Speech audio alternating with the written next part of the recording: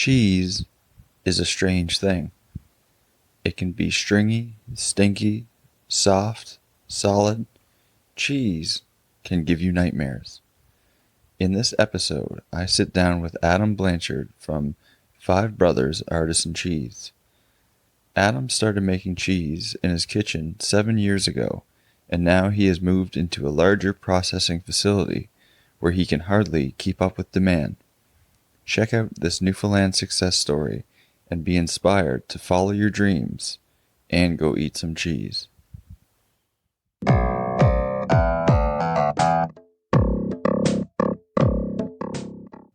I want to start out with an easy question, maybe a hard question. I don't know. You decide. What is cheese? What is cheese? That's a good question. Cheese is essentially soured milk, in a sense, curdled milk, and it's brought to the right temperature, and the culture which acidifies the milk is added, and then the rennet, which will coagulate the milk into a curd, is added, and it's essentially immortalized milk. That's a cool way to put it. I like that. It's what I want. What happen? It's what I want when I die. I want to be buried on a farm, so the cows can eat me, and essentially I can be turned into milk. Someone can make cheese out of it. I can't tell if that's really cool or really fucked up. Right? Both, right? Yeah. This is kind of gross, but my girlfriend and I were talking earlier about breastfeeding for some reason, and I was coming here, and I was like, "Do you think someone's made a breast milk cheese? Like, it's got someone has It's to. done. Yeah. There was before I got into actually making cheese myself. I was working in a restaurant, and there was an article or something that came up where a chef in New York City was taking his wife's breast milk, turned it into cheese, and served it at the restaurant. Holy shit. Was he telling people, or was it? As far as I know. Oh, yeah. Okay. Yeah, you know. I guess it's okay if you know where you're getting into. That's it, right? If you know where your source is going. Yeah.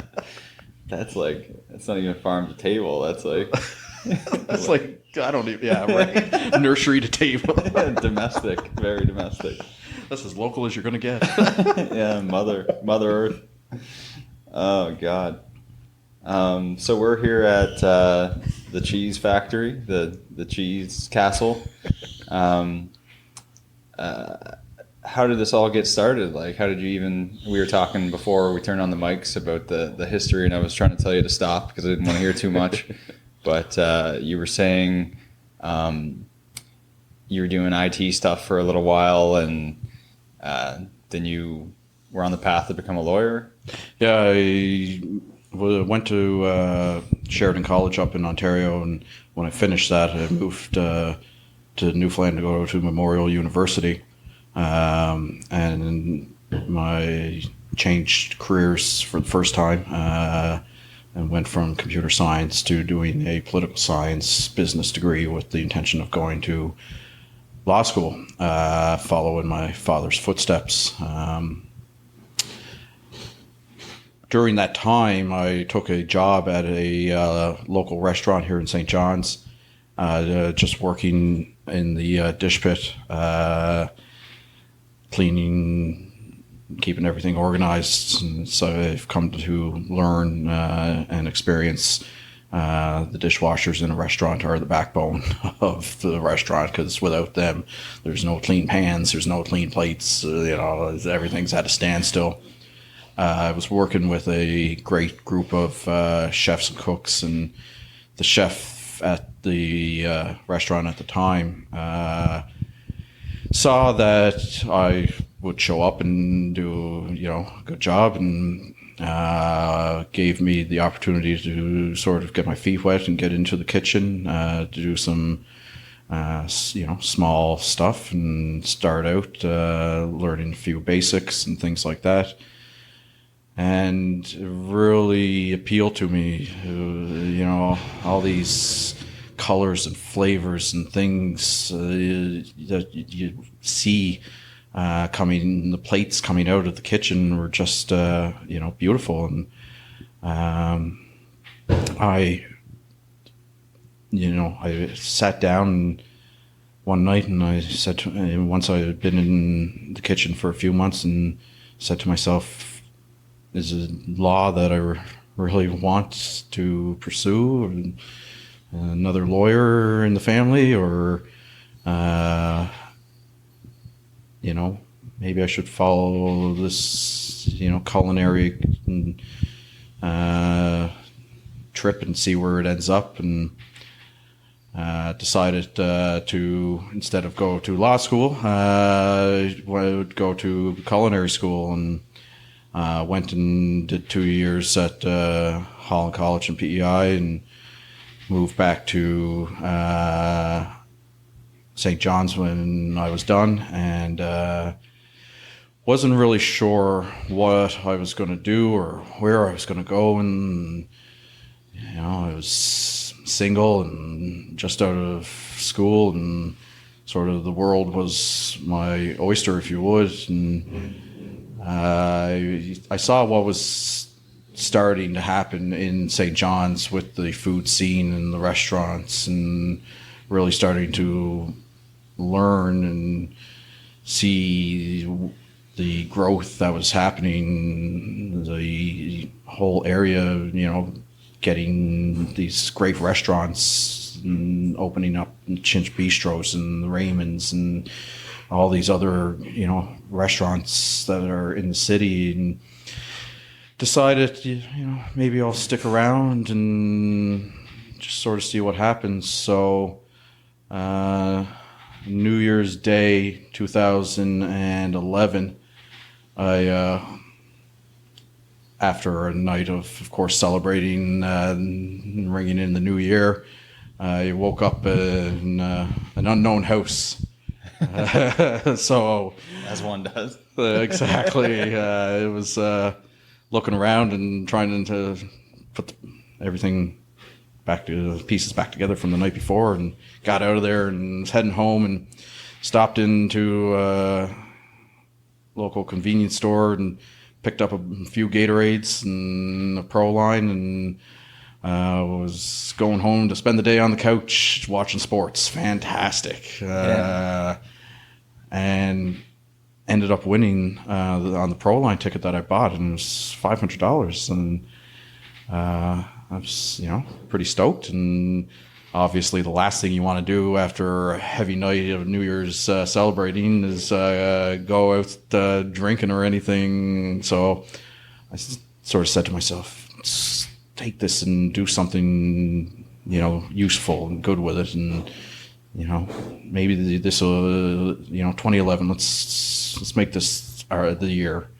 And went on Kijiji and did some searching around and looking for ideas. And I came across a lady in Nova Scotia who was selling a small cheese press.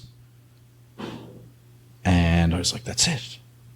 Let's get that and make some cheese and learn a new skill for the kitchen. And maybe we can do something at the restaurant and all that. So, had you been into cheese before you saw that? No, I had on my internship during culinary school. I was up in Toronto at a restaurant who, just as I was leaving, started making their own cheese. So I did have that in the back of my mind, and I had visited other farmers markets, in Ontario and the one in Fredericton, and they had these cheese booths there, and the lineups were massive, and I was like, yeah, this would be cool, something to do. And so I got the cheese press and had a few dollars left over to celebrate, and just started making it for friends and family around the house. I was able to get my hands for a small time on a source of cow's milk that was coming in from around the bay. May not have been the most legal source of milk, but this was for friends and family only, so all good.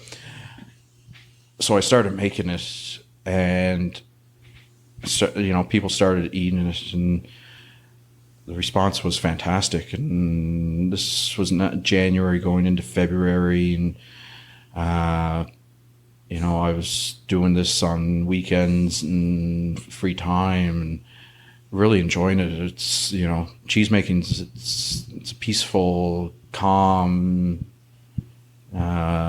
process. It's really tranquil, and it's a beautiful thing to watch this milk be turned into a wheel of cheese, and go to a restaurant, or someone purchase it and eat it and enjoy it. So February, someone mentioned that the farmers market applications for the new year were coming up, and maybe I should apply, because there's no one making artisanal cheese in Newfoundland. And that struck me as I was blown away. I was like, how is that possible? Well, every other province you go to, you've got at least one artisanal cheese maker, probably multiple. And you mean to tell me we're living on an island in the middle of the North Atlantic?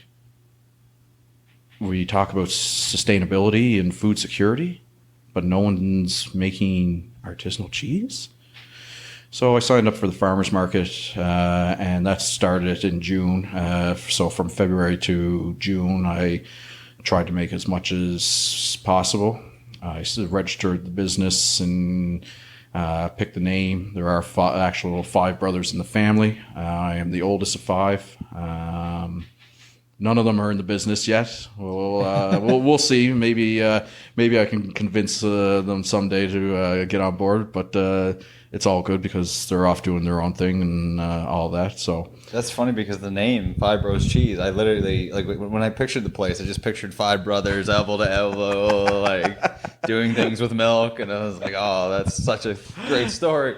They were actually here 2 weeks ago, because it was our grandparents' 60th wedding anniversary / family reunion.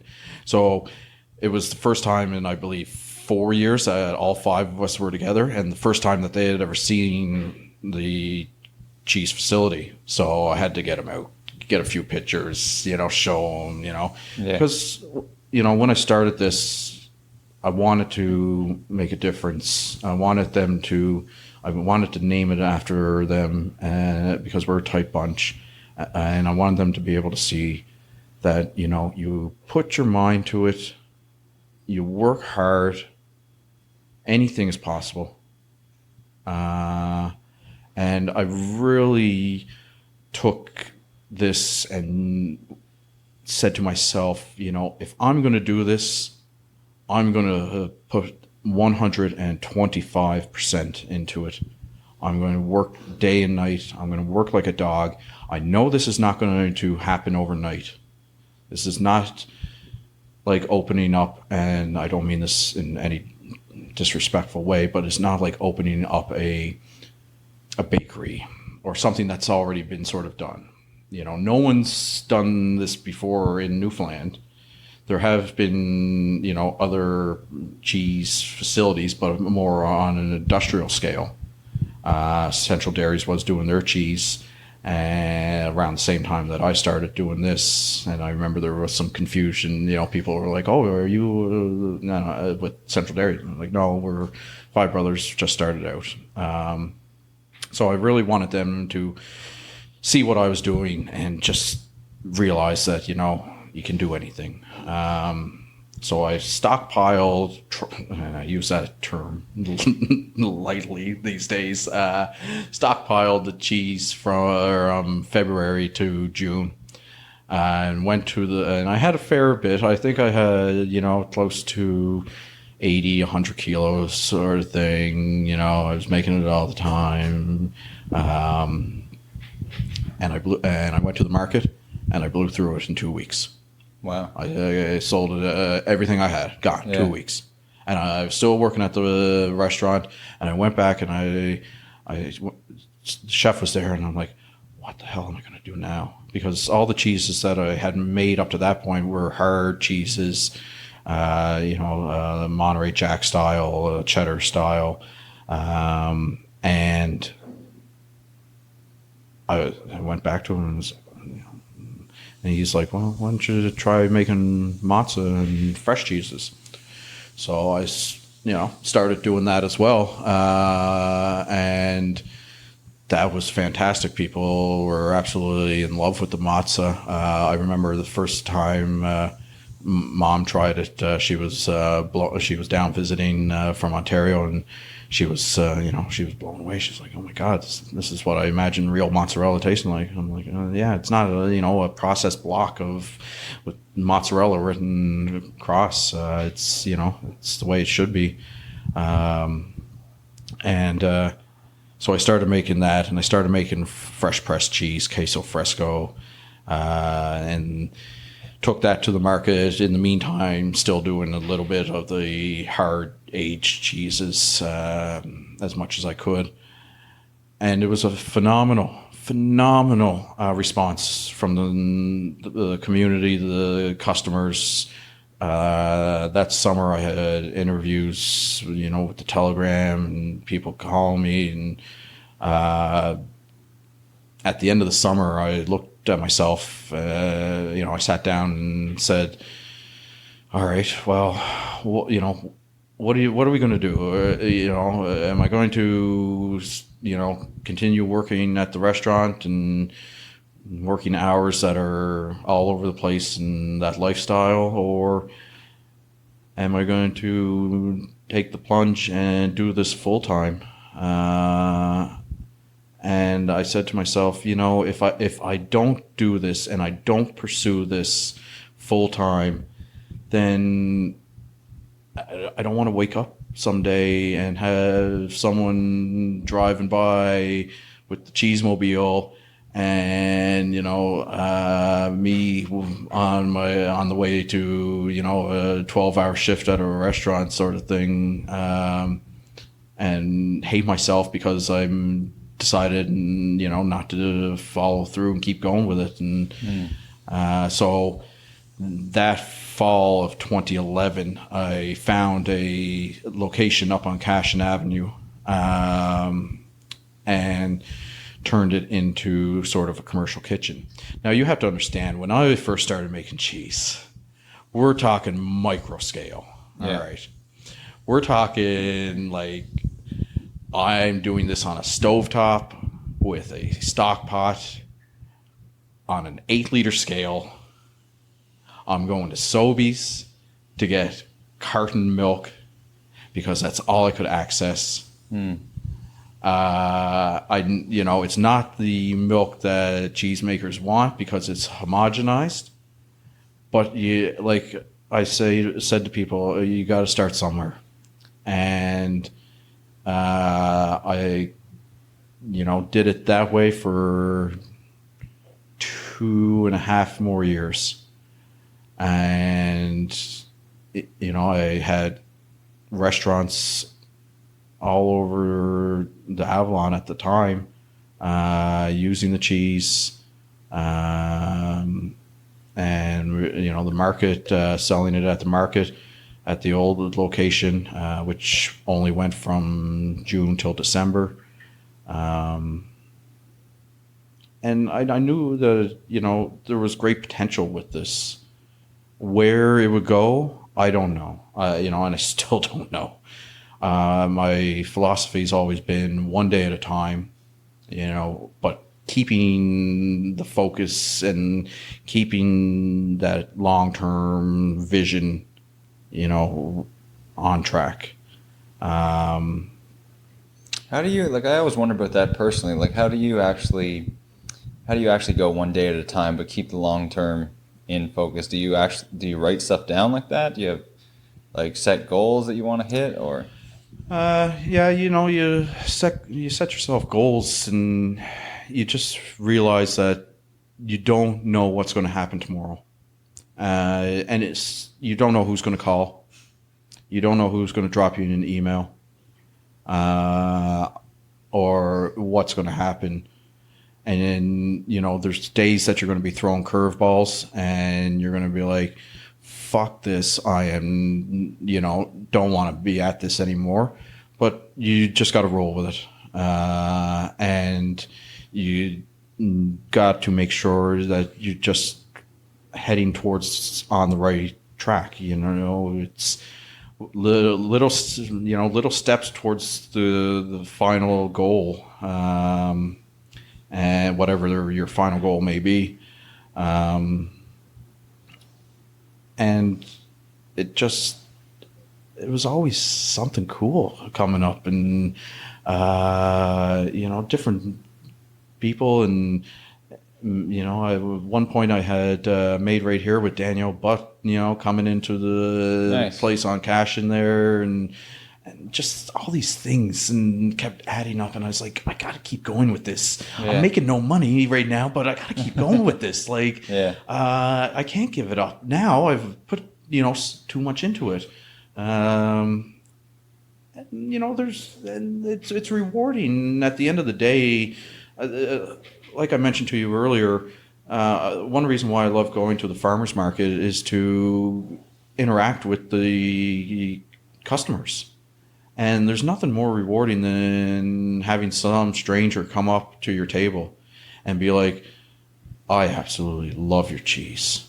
Like, love it. Thank you so much. And to me, that is just like, wow, like, that's cool. And that is what part of where I draw the inspiration and the hard work from. Mm-hmm. Is knowing that there are people that actually do like this, and and with cheese you'll never get bored. You'll never please everybody because there's so many different types, but you'll never get bored. Yeah, because again there are so many different types. Yeah, and you can play around. You can do a wheel of this, or you can do, try different things out. Sorry to interrupt. Can we pause for a second? Yeah, no sweat. I need to change the batteries in this. All right, we're back after a quick battery change there. Before I interrupted, you were talking about how there's like endless possibilities and creativity with cheeses. Yeah. What's your favorite kind of cheese? I hate that question. Sorry. No, it's all good. It's like asking, what's your favorite kid? Come on, every parent has a favorite kid. It's true. We just don't tell, right? I'm a fan of runny, stinky, almost smell like your boot cheese. But then in the same breath, there's nothing like a ball of mozzarella, to go on a salad, or there's many that I still haven't tried. I try to watch my cheese intake for sure. And yeah, the possibilities are endless with, what can be done and the different types. You'll never please anybody. How many times do I have someone coming up and say, oh, do you make, you got any Gouda? And I'll be like, no, I don't make Gouda because, lots of other places make Gouda, and we're trying to differentiate ourselves, as to something new and that's not being done. People ask, for example, cloth-bound cheddar. It's a type of cheddar that's wrapped in cheesecloth and then lard and aged.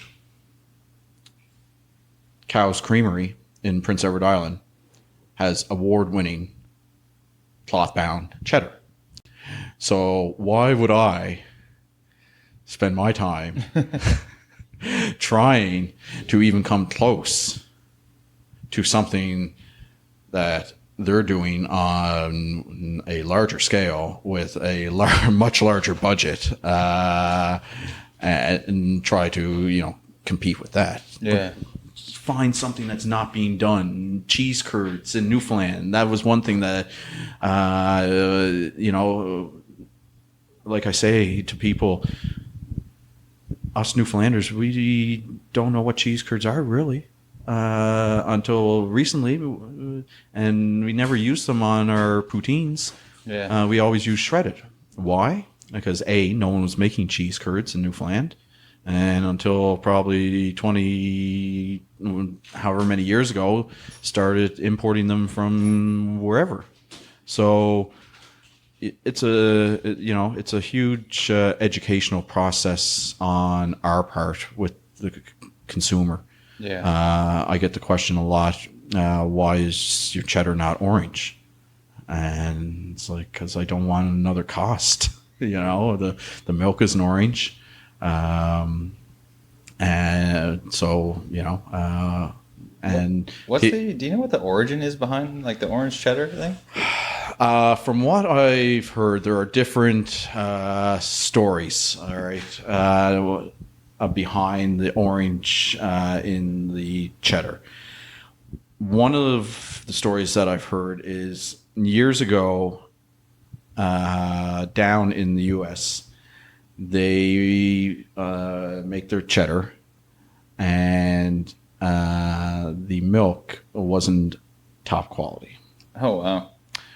So they would take the orange coloring, add it to the milk at the right time in the process, and turn the cheddar orange to hide the imperfections and anything else that was in the cheese. And that's what I say, that's why one reason why I don't want to use coloring is because I want the milk to stand out. I want, if it wasn't for dairy farmers and what they do, we wouldn't be able to do what we do. So let's take this beautiful product that we have here on the island and, highlight it instead of, putting a shade of lipstick on it in a sense. Yeah. So we were orange lipstick. Orange lipstick, exactly, right? So I was up on Cashin Avenue there, and then this commercial kitchen, micro scale of an operation, selling it to restaurants, to the farmers market, to a couple small independent retailers. So, Rocket came on board, Food for Thought, and eventually it got to the point where I said to Julia, my now fiance, who is a cheese expert, she was living in Toronto at the time, but she's originally from Newfoundland. And somehow I managed to convince her to move down and bring her knowledge and wisdom with her. So she moved down, and she moved down in the spring. That summer, we sat down, and it was a matter of we need to stop what we're doing on the scale that we're doing, and we need to either fold up the business or we need to expand and get the proper equipment and get it set up proper, because it was just not, it was just the amount of time and everything that was going into this micro scale operation just wasn't worth it anymore. Couldn't keep up with the demand. Great, that's what you want. Yeah. But it had to change. So we went and we got financing through the banks and funding through the government. We spent our time looking around the sort of Avalon, everywhere from Portugal Cove to Bay Bowls and Fairyland, for a spot that would be suitable for an artisanal cheese company. Not easy in Newfoundland, because again, no one's done this before. So it's not like we're walking into a place and being like, holy shit, this is great. This has got everything we need in it. We looked at a place in Portugal Cove. We looked at a place in Bay Bulls that was close to what we were looking for. And then we found this location out here in the Goulds. We got we went from an 8-liter pot to a 1,000-liter milk vat. We got a cheese press, and all that was, of course, shipped in from Quebec because no one's making cheese equipment here in Newfoundland yet. And we had to come in and set it all up. The location it was a shell for the Gould Santa Claus Parade storage. That's all that was in here. So we had to, get the electrical set up, get the plumbing set up, get it up to health codes and food productions and food safety and everything. So that took about 6 months. It would have been January of 2015, I believe. This is 3 years out here now. January 2015, we started making cheese out here. It was a struggle at first. It really wasn't easy. There was a massive learning curve. I had traveled at the time to Texas for a week-long cheese-making course, still the things I was learning, and there's things I never stop learning, but those first few months were incredible. And just trying to get a flow of things figured out and finding out what works, and equipment breaking down and this and that. And we were supposed to receive milk that was pasteurized yet unhomogenized. Now, let me quickly explain. Homogenization of the milk essentially means that the milk is taken and put into a centrifuge, spun around so all the fat is taken out. Oh, okay. And that's how you're left with your 2%, 1%, things like that. So all the taste is taken out. The taste, all those goodness you want as a cheesemaker, the bacteria, the good bacteria, things like that. So we were supposed to get a pasteurized, unhomogenized milk. That ended up not working, and we ended up getting a pasteurized, homogenized product in a 20-liter poly bag. So nothing's changed in the terms of the milk, because it's the same milk as you would get in a carton. So you've gone from the kitchen operation to your larger scale operation, but now you're still getting the same milk as before. Exactly. Yeah. And I use the analogy all the time. Imagine asking a winemaker to go into Sobeys, get the grapes, and make the wine. Mm. Yeah, sure. They'll get the grapes and they'll make a wine. But winemakers want the real grapes from the vineyard. We wanted the real milk from the farm. And anywhere else you go, across the country, this is what cheesemakers are getting.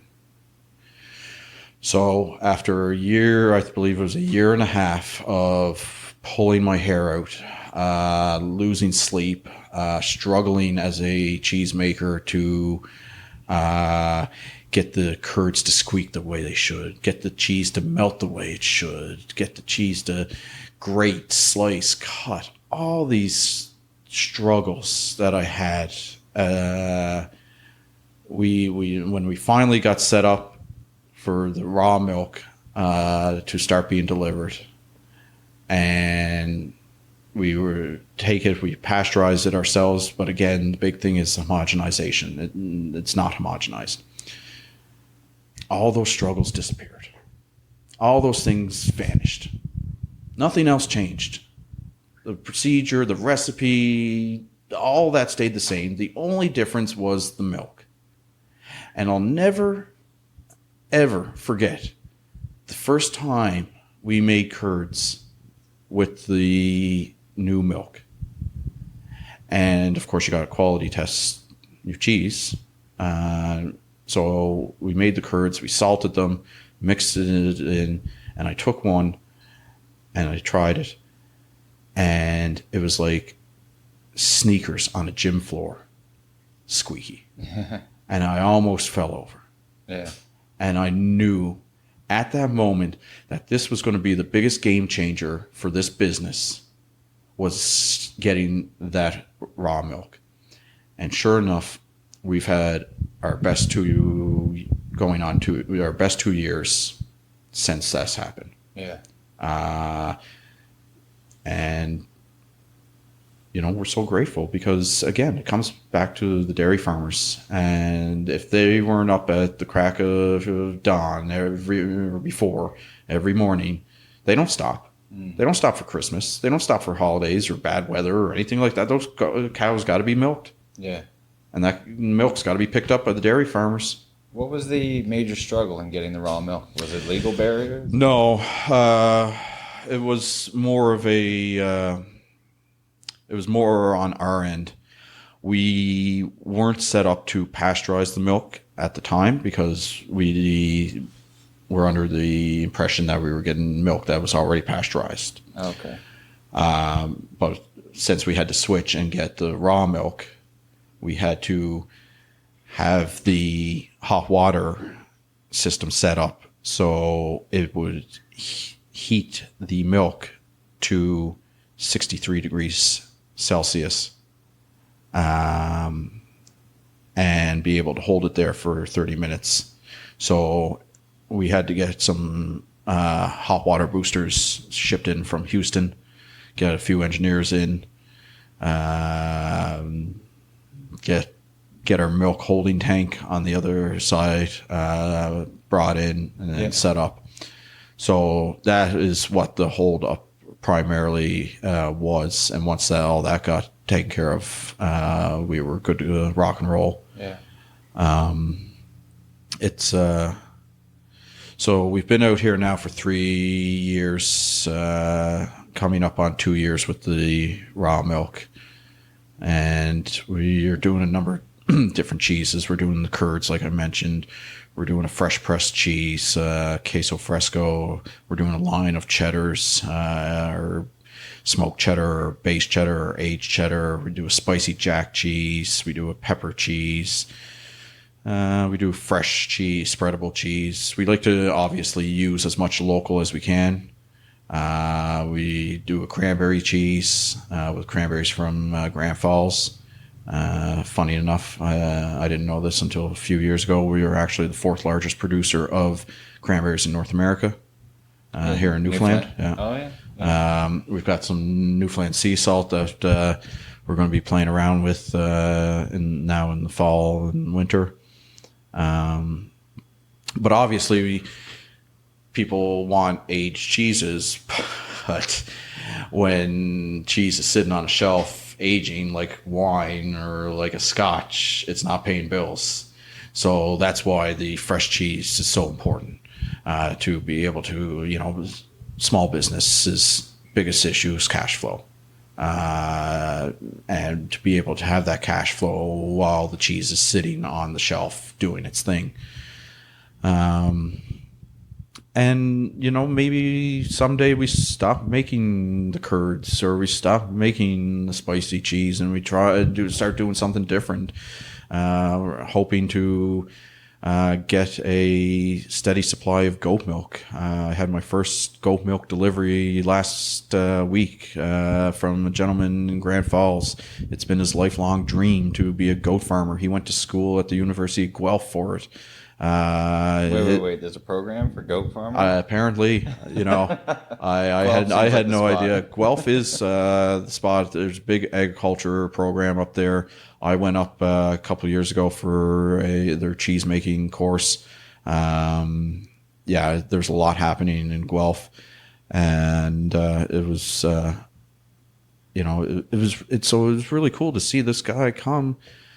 Drop off 500 liters of frozen goat milk, and for me to take it to a day later and turn it into this cheese, and I'm going to hold on to it, and we're going to age it, and we're going to, develop a nice rind on it and things like that, and see how it turns out. And he says there will be no more till March, so it's going to be a long winter, holding, wishing and hoping for more to show up at the door.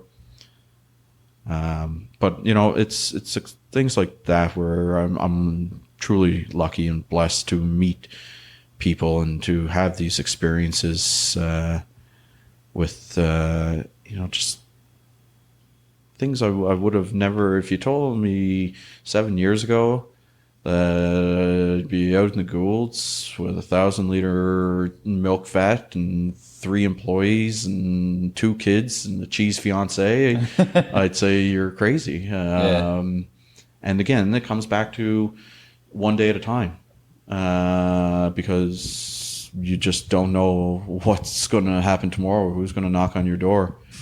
I joke and say that I need to start writing all these stories down because I need to someday, when I get more time, a book.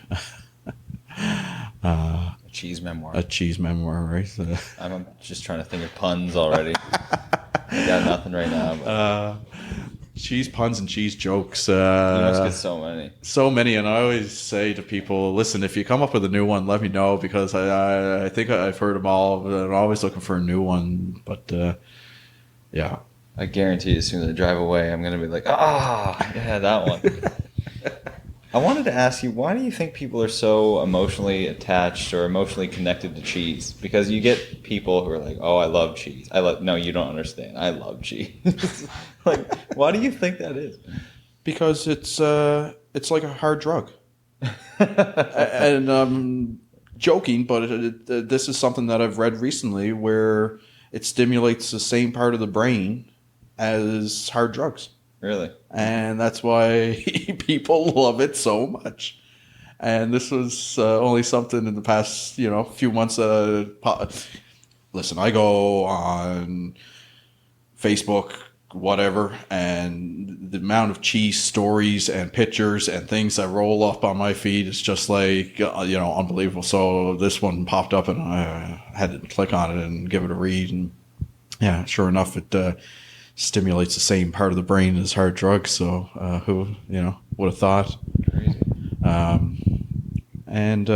You can use cheese for anything. Anything. You can, like I say, you can have it for breakfast. You can have it with lunch. You can have it with dinner, or you can have it as a snack. There's really no bad time to have cheese. Yeah, that's true. So. You ever hear that cheese gives you nightmares? Yes. Is it true? I got some messed up. No, yeah. There's times I wake up in a sweat and I'm like, Jesus, I need a couple days off from all this. Yeah, you must have a sleeping hell. That's not too bad. So yeah, and these days we're supplying places like Mile 1, Chess's Fish and Chips, places that I would have never been thought possible to be able to keep up and supply. It must be so cool to go into a place and know you're eating the cheese that you made or you worked on. Yeah, it really is exciting. It really is an awesome feeling to see Five Brothers Cheese on menus around St. John's, and these days outside of the we are province wide. There's restaurants that I haven't even been to use our cheese, and it's just so, I'm so thankful because without the chefs that use the cheese, we wouldn't be able to be where we are today. And it's really inspiring we hear a lot about using local food, and it's really cool to see these places use local cheese. The farmers market has now, back in July, moved into their new location at the old Metro bus terminal on Freshwater Road there. And it's an absolutely fantastic facility. It's open year round, Wednesdays and Saturdays. That's awesome. It's a real market, Yeah. you know. Not, nothing against the old location, the Lions Club Chalet, but it was small. There I always was wanted no to go, but I parking. was just hungover. I was like, it's Saturday morning. Well, and yeah, exactly. Until I got into cheese, it was the same story. Yeah. I was working in the restaurants on Friday nights and would be up till 2 a.m. and have to go to work noontime on the next day. So, Now with the Wednesday option, right? You got it in the evening, so anyone can go, right? There's no excuse. well, that's exactly it, and it's good to see. And year round too is a big thing. Why not? Yeah. There's lots of different people that have different things to offer. I'm so amazed at what we grow here, and things that are being foraged here, and the farmers, and it's it's not easy, but it's definitely rewarding. And again, where we will be in 3 years, I really don't know. We maybe we have a second facility out on the west coast of the province, sort of focusing on that area, and maybe being able to start shipping outside of the province. So that way, instead of having to ship cheese from St. John's to the ferries, you're going from Corner Brook to the ferries, and that'll save you time and money. So, just things, and places, and people that I've gotten to meet, and the chefs I've gotten to work with, and it's I got to pinch myself sometimes and just be like, look around and be like, what the hell did this happen? Like, it hasn't been easy. There's no one else doing this in the province. So it's not as if we can go down the road and be like, what are you at, Jimmy? Listen, got a question for you about that blue cheese you did the other day, right? Yeah. How come it didn't turn out, mine didn't turn out the same way? Or where'd you get that piece for your equipment there, sort of thing, Mind you, the cheese community in Canada is very tight and very helpful. It would be a lot easier if, there was, someone who had already been doing it. I say that we're not only starting a business and trying to get a business up and running.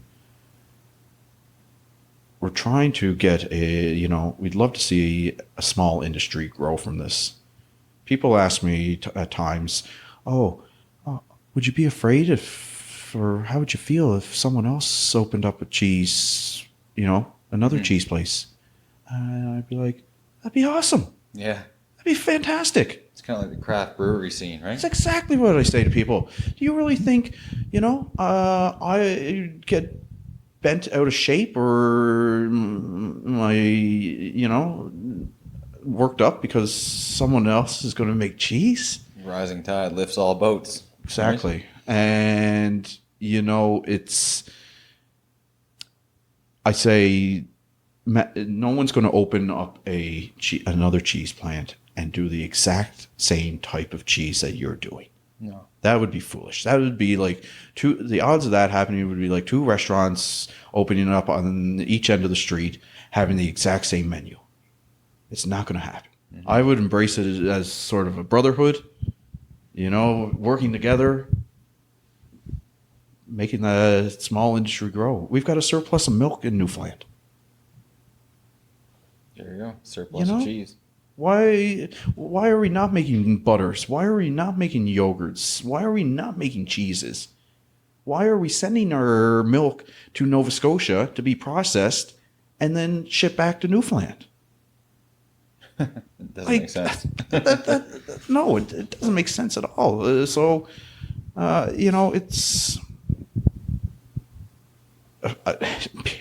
and like I say to people, good luck.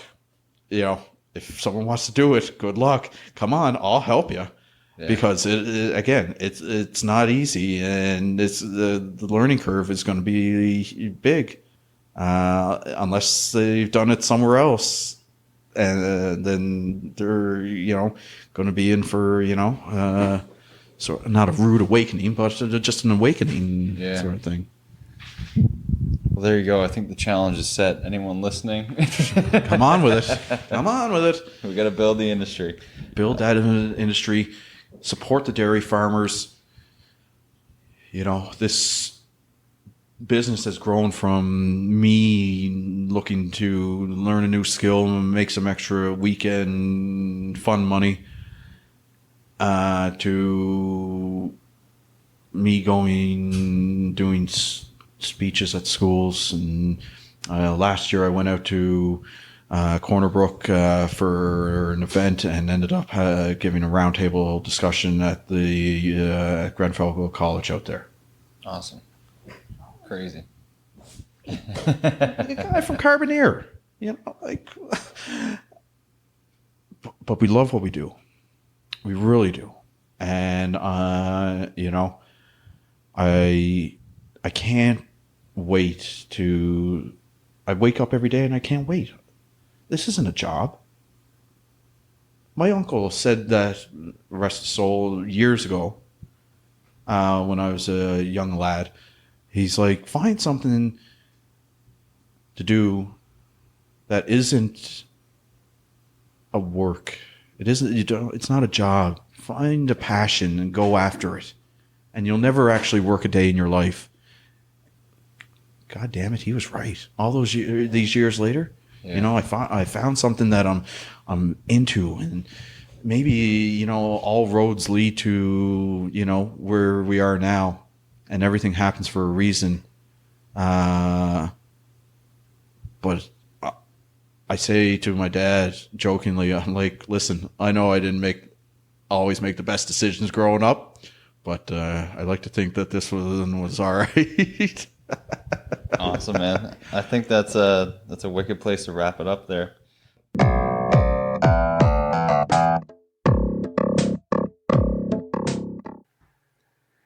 I hope you enjoyed that conversation. For any and all past episodes, be sure to search Curious Jord on your favorite podcasting app. You can also find me on any of those time-consuming and soul-sucking